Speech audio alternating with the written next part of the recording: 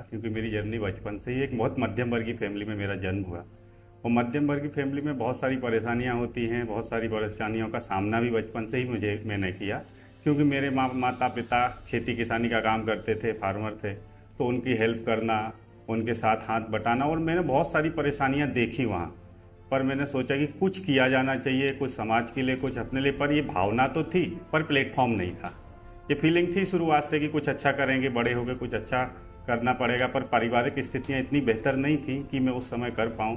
पर जो करवाना होता है, ईश्वर कहीं ना कहीं रास्ता देता है। तब बचपन गांव में ही पढ़ाई की, आगे थोड़े बड़े तो पढ़ाई के लिए दूसरे शहर गए, वहाँ पे भी। पर पढ़ाई में इतने अच्छा मैं नहीं कर पा रहा था जितना करना चाह रहा था।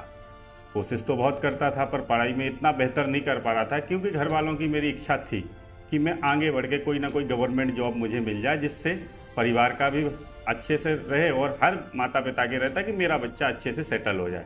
मैं बहुत प्रयास भी करता था, पर नहीं हो पाया। इसके कारण मैं दूसरे शहर अपने गांव, मेरा गांव बहुत ही छोटा गांव है, जो आज मैं देखता हूं कि 70% मध्यम वर्गीय फैमिली भी गांव से ही है। जो आज हिंदुस्तान 70%, मुझे लगता है 30% आबादी शहर की है, 70% ग्रामीण लोग हैं। तो गांव से था, पढ़ाई लिखाई करी, पर पढ़ाई लिखाई पूरी मैं गांव में नहीं कर सकता था। इस कारण मैं आगे की पढ़ाई के लिए इंदौर शहर आया, और इंदौर शहर में मैंने शुरू किया कुछ। उस समय भी पुलिस की वैकेंसी निकली थी, 2016-17 की बात है ये। उज्जैन में सिंगस्त भी था, तो उज्जैन इंदौर आया। पुलिस के एग्ज़ाम की मैं तैयारी कर रहा था, पर 3 मंथ बाद एग्ज़ाम ख़त्म हुए। पर मुझे लगा कि वापस मैं शहर ना जाऊं, अपने गांव ना जाऊं, तो कुछ ना कुछ यहीं पे रोज़गार के लिए मुझे ध्यान देना चाहिए, रोज़गार के लिए अवसर देखना चाहिए। तब मैंने रोज़गार के लिए रियल एस्टेट सेक्टर देखा। रियल एस्टेट सेक्टर में उस समय काम किया, और काम करके देखा कि इस रियल एस्टेट सेक्टर में बहुत कुछ अच्छा किया जा सकता है अगर इसमें कुछ प्रयास किया जाए। तो मैं जिस कंपनी में था वहाँ अच्छा करना भी चाह रहा था, पर कर नहीं पा रहा था, क्योंकि सारे डिसीजन मेरे नहीं थे वहाँ पे। मैं प्रयास करता था पर नहीं हो पा रहा था। इस कारण मैंने कुछ युवाओं को साथ में लेकर, कुछ पैसे जो इनकम की थी साथ में हमने मिलके एक अपनी कंपनी 2020 में लिस्टेड कर दी, रियल मेकर प्राइवेट लिमिटेड। तो ये नाम कैसे सोचा? ये बहुत ही यूनिक नाम है, रियल मेकर। तो इसके पीछे क्या सीक्रेट है? इसके पीछे मैम एक है कि हम चाहते हैं कि असली निर्माता कहीं ना कहीं हम लोगों की कैसे हेल्प।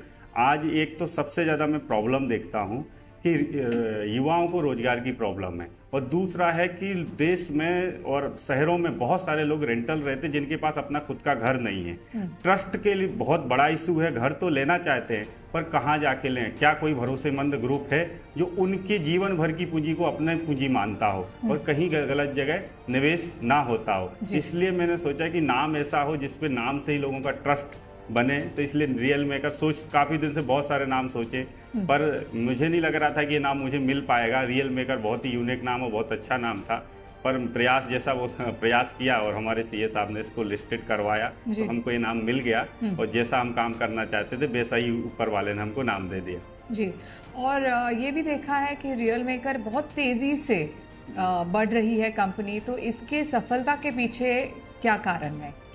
इसका सफलता का सबसे ज़्यादा श्रेय मेरे क्लाइंट को जाता है, जिन्होंने, मैं बहुत कम एज का था उस समय, मेरी आज भी 25 एज है, उस समय तो मैं और ज़्यादा कम एज का था और दूसरे शहर से इंदौर शहर आया था। और सबसे ज़्यादा ट्रस्ट का इशू होता था, क्योंकि लोग इतने कम एज में नहीं चाहते थे कि लाखों रुपए मेरे साथ लगाएं। पर मेरे कस्टमर जो भी मुझसे जुड़े उस टाइम, सबसे ज़्यादा श्रेय कस्टमर और मेरे युवा साथियों को जाता है, जिन्होंने मुझ पे भरोसा करके इस कंपनी का साथ निभाया और उन्होंने जी जान से मेहनत करी। क्लाइंट ने पैसा इन्वेस्टमेंट कराया और उन्होंने जिस विश्वास के साथ हमारे पास निवेश किया, उसका हमने आगे जाके रिटर्न भी दिया। जब रिटर्न मिला तो और लोग जुड़े, तो सारा श्रेय मेरी टीम और हमारे क्लाइंट को जाता है, जिन्होंने, मैं क्लाइंट नहीं, मैं उनको परिवार बोलता हूँ, टीम भी मेरी परिवार ही है।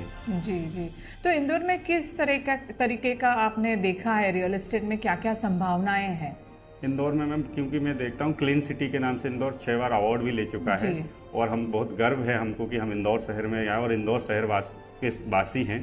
तो इंदौर में बहुत ग्रोथ है, क्योंकि इंदौर अभी ग्रोथ कर रहा है। वहाँ रोजगार के भी बहुत सारे सेक्टर हैं, आईटी कंपनियां भी आ चुकी हैं और इंदौर अभी फैल रहा है। तो ये कभी बीज लोग वहाँ पे डाल सकते हैं और ये बहुत जल्दी पेड़ बन के फल बनेगा, क्योंकि और शहर की तुलना में, टीयर 1 शहर की तुलना में टीयर 2 सिटी में बहुत कम रेट है, और इंदौर टीयर 2 में सबसे आगे है। एक तो क्लीन सिटी, साथ ही क्लीन सिटी के इंदौर शहर के लोग बहुत अच्छे हैं, वहाँ का माहौल बहुत अच्छा है, आसपास जमीन के, अभी जमीन कुछ समय के लिए मिल सकती है, आगे जाके वो भी बहुत कॉस्टली होने वाली है, क्योंकि टियर 1 शहर सिटी में बहुत जल्दी मेट्रो आ चुकी है अभी इंदौर में, तो मेट्रो का बहुत जल्दी अभी ट्रायल हो भी चुका है और बहुत जल्दी मेट्रो चालू हो जाएगी, तो बहुत ही कॉस्टली हो जाएगी और इंदौर बहुत ग्रोथ करने वाला है हर एक क्षेत्र में।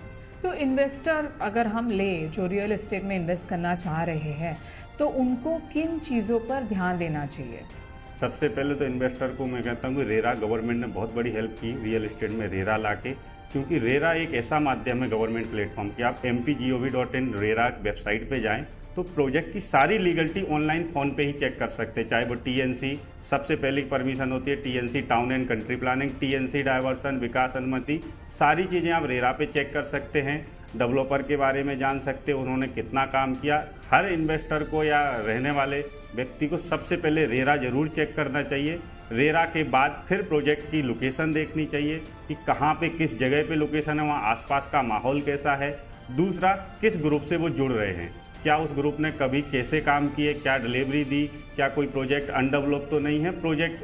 उसके बाद उसको ग्रुप के बारे में सर्च करना चाहिए, तब जाके सबसे मैं ज़्यादा ज़रूरी रेरा को मानता हूँ कि रेरा रजिस्टर्ड प्रोजेक्ट होना चाहिए। जी, और रियल एस्टेट को लेके आप कुछ नया रूप लेकर आए हैं, उस बारे में हमें कुछ बताइए। रियल एस्टेट को लेकर हाँ देखिए, हमारी एक 3T पे हम काम कर रहे हैं, ट्रस्ट, टीम और टेक्नोलॉजी।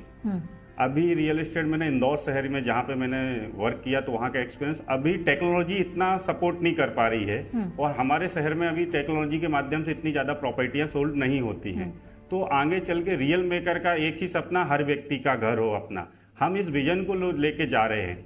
इस विजन में हम टेक्नोलॉजी का बहुत बड़ा सपोर्ट लेने वाले हैं। अभी भी हमारी realmakeronline.com के नाम से वेबसाइट है, बहुत जल्दी हम इसका बहुत बड़े रूप में ऐप लॉन्च करने वाले हैं, जहां आपको प्रॉपर्टी साइट विजिट से लेके प्रॉपर्टी लीगलिटी से लेके यहाँ तक की रजिस्ट्री प्रोसेस भी आप ऑनलाइन सारी ट्रेस कर पाएंगे, हमारे स्टाफ को देख पाएंगे, साइट विजिट भी कर पाएंगे। साथ ही गवर्नमेंट, अगर हमारे यहाँ से किसी व्यक्ति ने भी प्रॉपर्टी खरीद ली है, उसको आगे भी प्रॉपर्टी टैक्सेस भरने होते हैं, नगर निगम टैक्सेस, उसमें भी हम फ्री सर्विस देने वाले हैं अपने सभी कस्टमरों के लिए। तो इसकी बहुत जल्दी टेक्नोलॉजी को हम साथ में लेके, टीम हमारे पास बहुत अच्छी है और भी अच्छी करेंगे, साथ में हम टेक्नोलॉजी का सपोर्ट लेके सभी कस्टमरों को सपोर्ट देने वाले हैं। ये बहुत ही अच्छा विजन है आपका mister Yadav, and I am sure कि जो कस्टमर्स है, क्लाइंट्स है, इन्वेस्टर्स है, उनको इससे बहुत फ़ायदा होने वाला है। तो अभी हमने ये भी देखा है कि रियल एस्टेट में एक बहुत पॉजिटिव चेंज आया है, अपस्विंग देखा है, डिमांड जो है वो बढ़ गई है। आपके इस पर क्या विचार है? देखिए, मेरा इसमें है कि रियल एस्टेट में बहुत पॉजिटिव, बहुत ग्रोथ भी लोगों ने ली है। जहाँ जिस शहर में मैं वर्क करता हूँ उसमें बहुत ग्रोथ और बड़े और शहरों में भी ग्रोथ हुई है, क्योंकि रियल एस्टेट सेक्टर अभी सबसे ज़्यादा में 60% देश में शहरी इलाके में लोगों के पास अपना घर नहीं है। अभी गवर्नमेंट ने कुछ ऐसी योजनाएं और सारी चीज़ें जिससे इंडिया में लोगों की इनकम भी बढ़ी हुई है। इनकम सबसे पहले लोग प्रॉपर्टी में इतना नहीं निवेश करते थे, लेकिन आज प्रॉपर्टी बहुत ट्रस्ट वाला जो इशू था वो ऑलमोस्ट अच्छे ग्रुप के साथ और गवर्नमेंट की पॉलिसी के कारण वैसे 90% सॉल्व हो चुका है, जिससे हर व्यक्ति पैसा निवेश करने लगा है।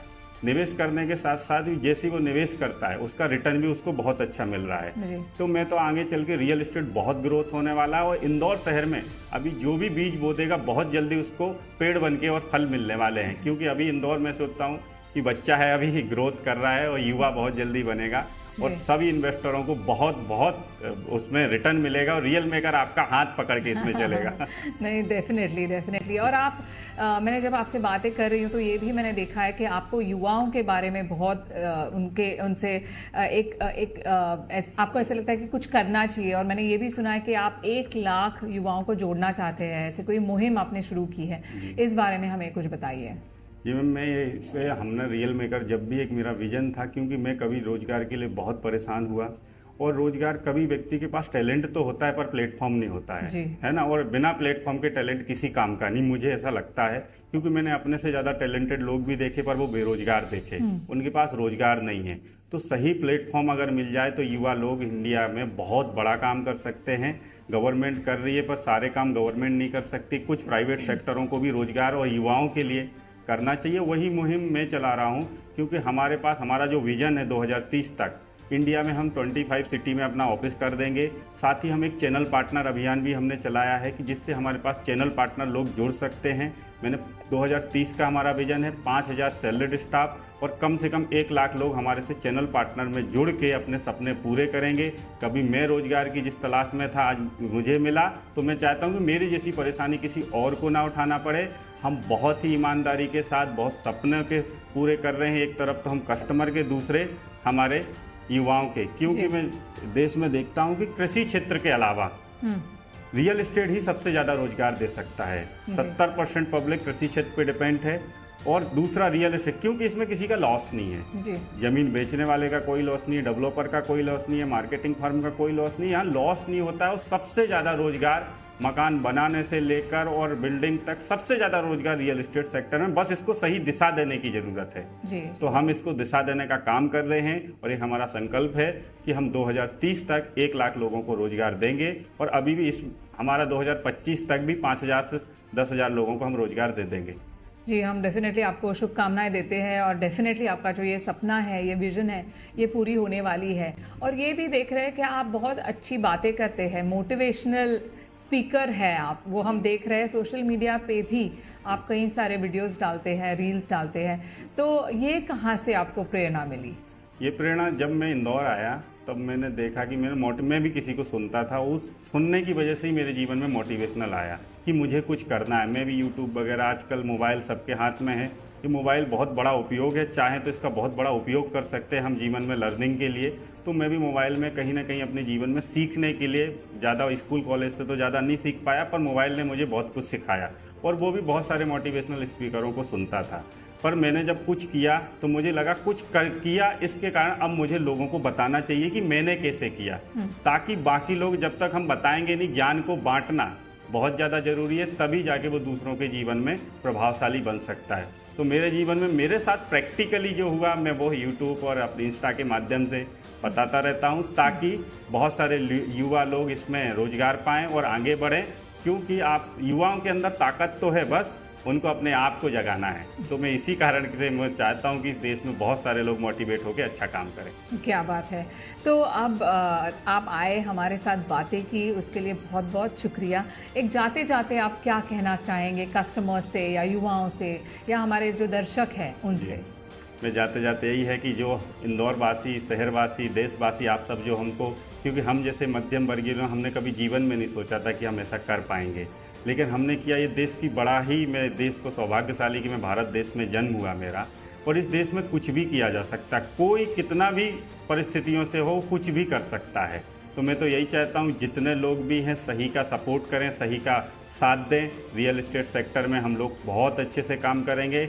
सभी इन्वेस्टर हमारा परिवार है, किसी का गलत जगह, क्योंकि मैंने बहुत बारीकी से देखा कि कैसे पैसों को जोड़ा जाता है। बहुत सारी परिस्थितियां देखी, आज भी मेरा गांव में है और वहाँ मैं जहाँ मेरा जन्म हुआ वहाँ की कुल जनसंख्या मात्र 150 लोगों की है। जब मैं वहाँ से आके यहाँ आ सकता हूँ तो बाकी बहुत सारे लोग भी ऐसा काम कर सकते हैं। अगर आपको मेरा विजन मिशन अच्छा लगे तो मेरे साथ भी जुड़ सकते हैं, मैं गाइड कर सकता हूँ कि कैसे आगे, क्योंकि हमारे पास ग्रोथ के बहुत चांस है। हम अभी बहुत जल्दी भोपाल में भी अपनी ब्रांच खोलने वाले हैं और बहुत जल्दी जयपुर, हमारे 25 सिटी में। और हमें सही युवा, सही सोच वाले लोगों की बहुत ज़्यादा ज़रूरत है, क्योंकि जिसकी सोच सही होगी उसका आगे जाके विजन। सबसे पहले बनती है सोच, सोच के बाद बनता है शब्द, शब्द के बाद बनता है कर्म, कर्म के बाद बनता है भाग्य। तो मैं चाहता हूँ सोच का क्लियर होना बहुत ज़रूरी है। जिसकी सोच क्लियर होगी, उसका विजन क्लियर होगा, उसको उस चीज़ की प्राप्ति होने लगेगी। आप सब मिलके ऐसे सच्चाई का और सही ग्रुप का सहयोग करें, ताकि हम मध्यम वर्गीय लोग भी इतिहास लिख सकते हैं। साथ दीजिएगा, योगदान दीजिएगा। आप सबका बहुत बहुत धन्यवाद। आपका भी मैम बहुत बहुत शुक्रिया।